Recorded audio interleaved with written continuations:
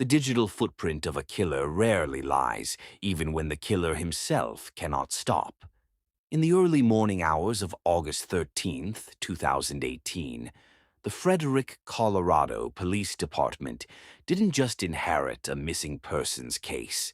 They inherited a data trail that would eventually dismantle the carefully constructed persona of Christopher Watts. To understand the 2026 perspective on this tragedy, we must first look at the evidence that was hiding in plain sight, the phone calls that preceded the silence. For years, the public focused on the 111-minute call with Nickel Kessinger on the night of August 12th. But the real shock for modern investigators isn't just the duration, it's the audible shift in frequency. When you isolate the audio from Chris's outgoing calls in the weeks leading up to the murders, a chilling pattern emerges. Our forensic linguistic analysis now suggests that Watts was code-switching with terrifying precision. To his wife, Shanann, his voice remained monotone, a flat line of emotional detachment. To Kessinger, he was vibrant, breathless, and planning a future that required a clean slate. Thank you so much for coming out here with me, Christopher. I am having a wonderful time. You mean a lot to me, and I'm glad that you're having a blast. I am so out of breath.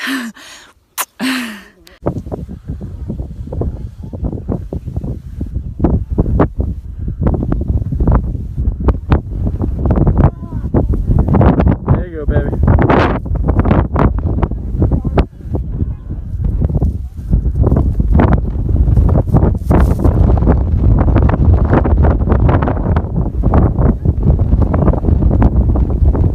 You're so damn sexy.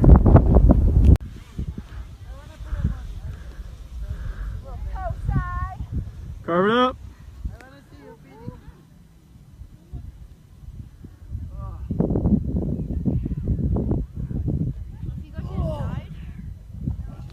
The shocking revelation for viewers in 2026 isn't a new confession, but the realization of his behavioral synchronicity.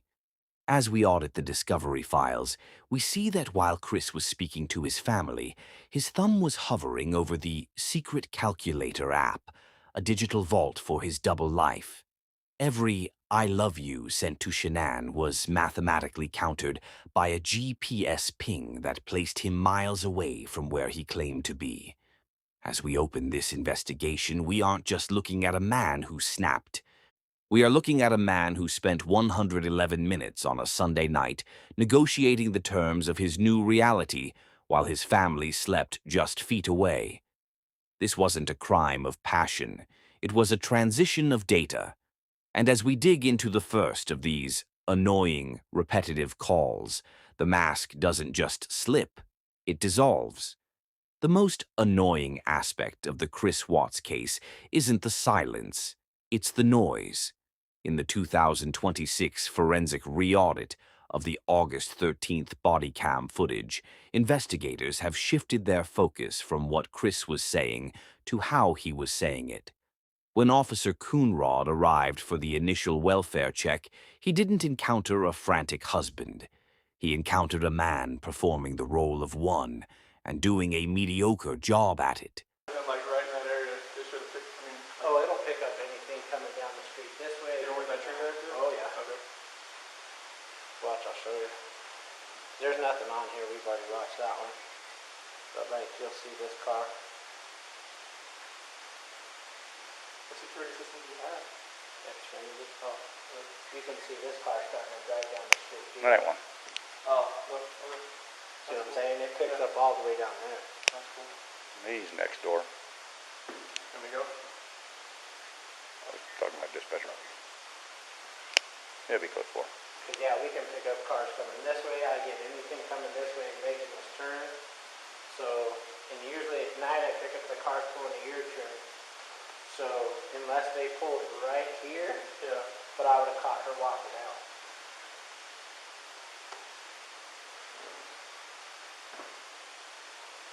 Diesel. You're good.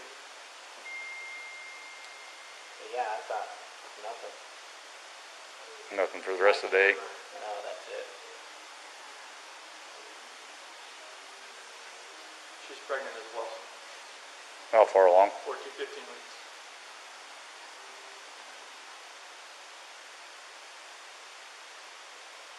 That's why her friend said it was low blood sugar. And see,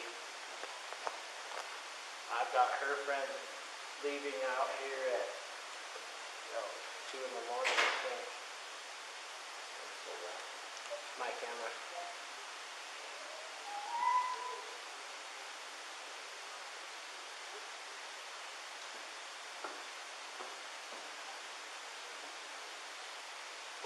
Did you go check if anything was missing around your house? There wasn't nothing. It was like all the old blankies. That's about it. And then her winter was in the nightstand. Her phone was still there.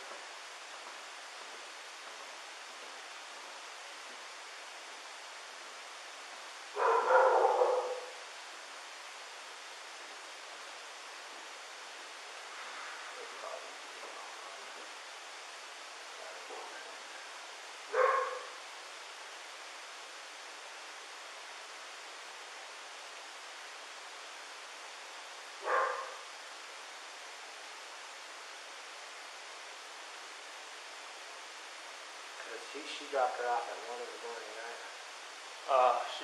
My doorbell said 1:48. She came in. Okay.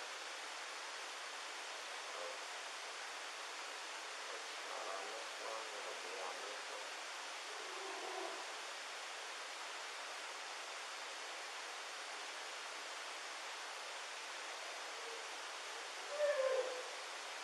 This is her. As Chris pulled his truck into the driveway, the digital breadcrumbs were already betraying him. While he walked the officer through the house, pointing out normal details like the family dog and Shanann's cell phone tucked between sofa cushions, his speech patterns exhibited a phenomenon known as verbal stalling. Every time he was asked a direct question about Shanann's whereabouts, he responded with a repetitive, high-pitched, yeah, or right, filler words designed to buy his brain the milliseconds it needed to construct a lie. But the truly shocking revelation comes from the Neighbor Nate surveillance footage. In 2026, high-definition AI upscaling of that morning's audio and video reveals a detail previously dismissed as background noise. As Chris stood in Nate's living room, watching the footage of his truck backing into the garage, his physical reaction was visceral. He put his hands on his head, on a classic surrender pose in behavioral profiling. But listen to the audio captured by the body cam in that moment. Chris is heard whispering to himself. It isn't a prayer. It's a rhythmic, mechanical rehearsal of his next move. He wasn't worried about his family. He was worried about the glitch in his plan. The neighbor's camera was a variable he hadn't accounted for. This chapter of the 2026 revelation exposes the myth of the snapped husband. Through the lens of modern acoustic analysis, we hear a man who was not in a state of shock, but in a state of active calibration. He was fine-tuning his deception in real time, right under the nose of the law. The centerpiece of the 2026 digital audit remains the most scrutinized audio event in the discovery file, the 111-minute phone call between Chris Watts and Nicole Kessinger on the night of August 12th. For years, this was treated as a black box of information because the content was never recorded. However, by applying modern acoustic forensic layering, investigators have begun to reconstruct the environment of that call with terrifying clarity. What makes this chapter of the 2026 revelation so visceral for viewers is the realization that this wasn't just a romantic conversation. It was a territorial survey. While Watts spoke to Kessinger, his phone's internal accelerometer and health data indicate he wasn't sitting on the couch or lying in bed. He was moving. He was pacing through the very rooms where his children, Bella and Celeste, were purportedly sleeping. The shocking detail here is the pedometer synchronization. Chris was walking a path that mirrored his eventual route for the morning's disposal of evidence. The annoying, repetitive nature of Chris's later claims that he didn't plan this is dismantled by the sheer duration of this call. 111 minutes of continuous connection while his wife was traveling home from a business trip. In 2026, data scientists have mapped the cellular pings from Shannon's flight against the duration of Chris's call. As Shannon's plane touched down, Chris didn't hang up to prepare for her arrival. He stayed on the line, maintaining his new reality until the very last possible second. This chapter concludes with the most haunting forensic revelation: the background noise isolation. Through advanced AI filtering of the ambient microphone data from Chris's device during that window, we hear the eerie silence of the Saratoga Trail home. There are no sounds of a father checking on his girls. There is only the steady, rhythmic breathing of a man who had already mentally checked out of his life, using a 111-minute bridge to cross from family man to annihilator. If the 111-minute call with his mistress represents the birth of his new reality, his recorded calls with his mother, Cindy Watts, represent the desperate preservation of his old mask. In this chapter of the 2026 revelation, we move away from the crime scene and into the chillingly polite atmosphere of the Weld County Jail visiting booth. For viewers, these calls are some of the most annoying and revealing pieces of evidence because they expose the vacuum of accountability that Chris operated within. Through the lens of modern familial behavioral mapping, we analyze the audio of Cindy Watts begging Chris to get a lawyer and her public defense of him even after his initial confession. The shock here isn't just in what Chris says, it's in the collaborative denial. In these calls, Chris doesn't sound like a man who just annihilated his entire lineage. He sounds like a teenager who got caught breaking a curfew. His voice remains flat, a terrifyingly calm bass line, as his mother offers him an out. The theory that Shanann was the true aggressor. The 2026 audit highlights a specific, repetitive acoustic signature in these calls: the validation hum. Every time Cindy blames Shanann for the barrier in the family, Chris responds with a low, rhythmic or yeah.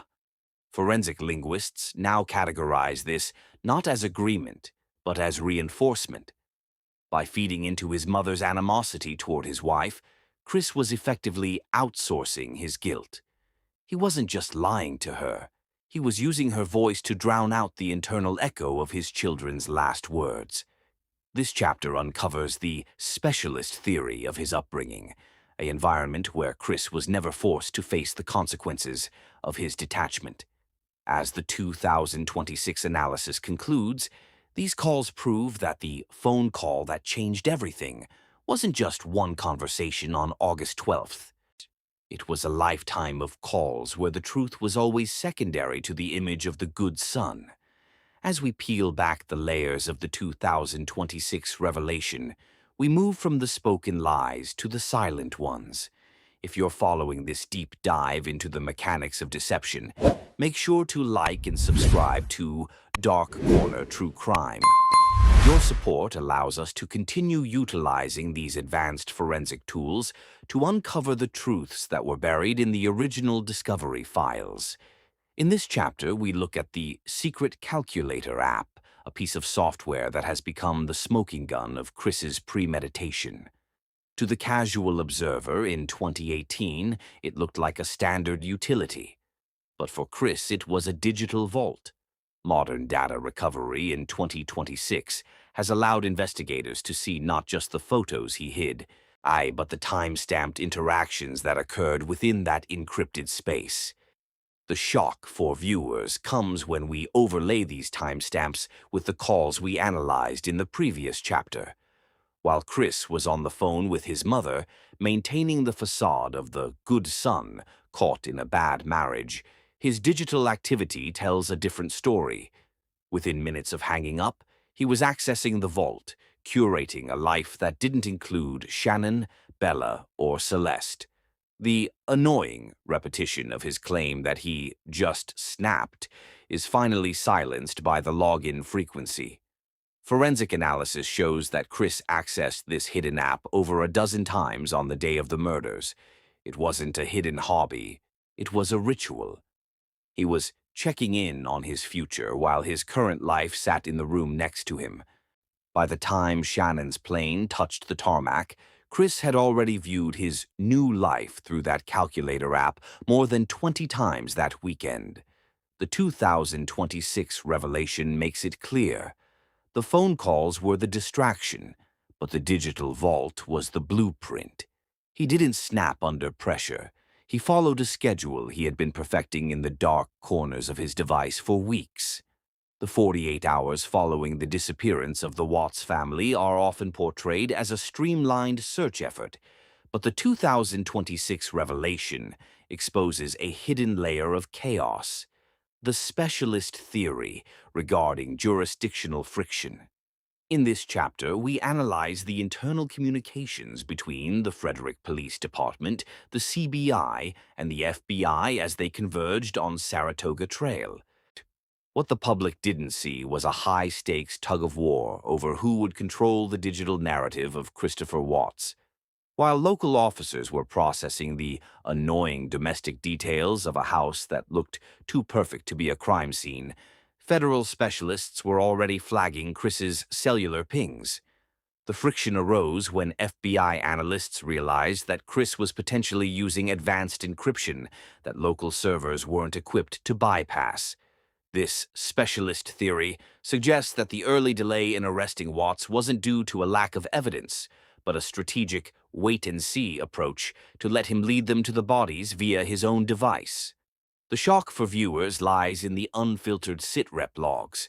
While Chris was playing the concerned husband on the local news, federal monitors were recording his heart rate via his smart device, noting that his resting state was highest when he was discussing the porch light, not his missing daughters. This chapter reveals that the investigation was a two-tiered trap.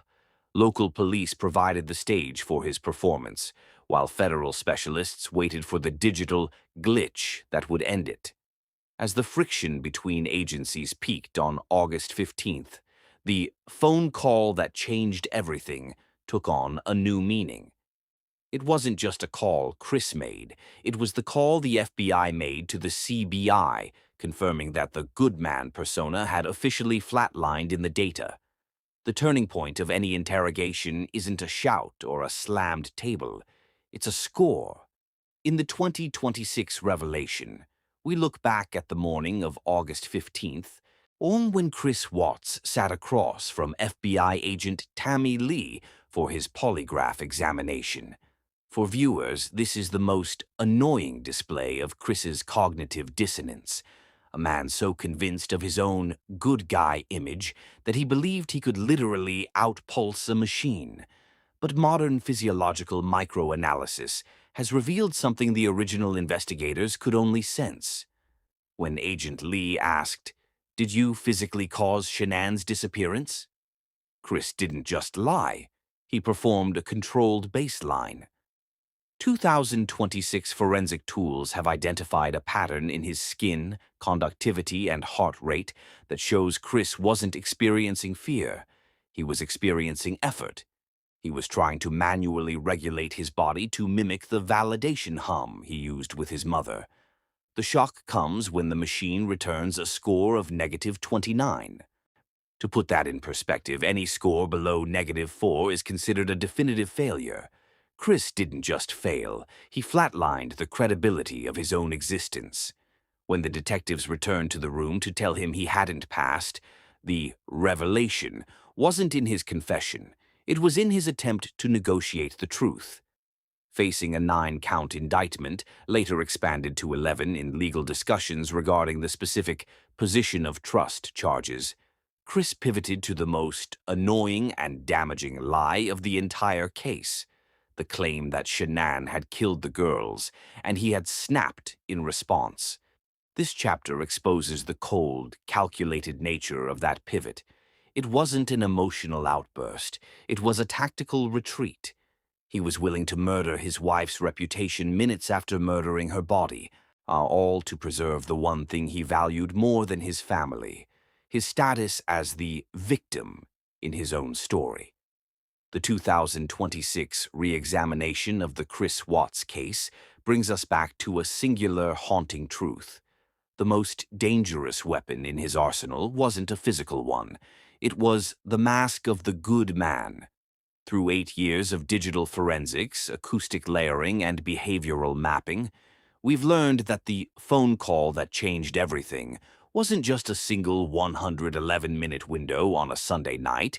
It was a lifetime of calls where Chris Watts meticulously curated a reality that never truly existed.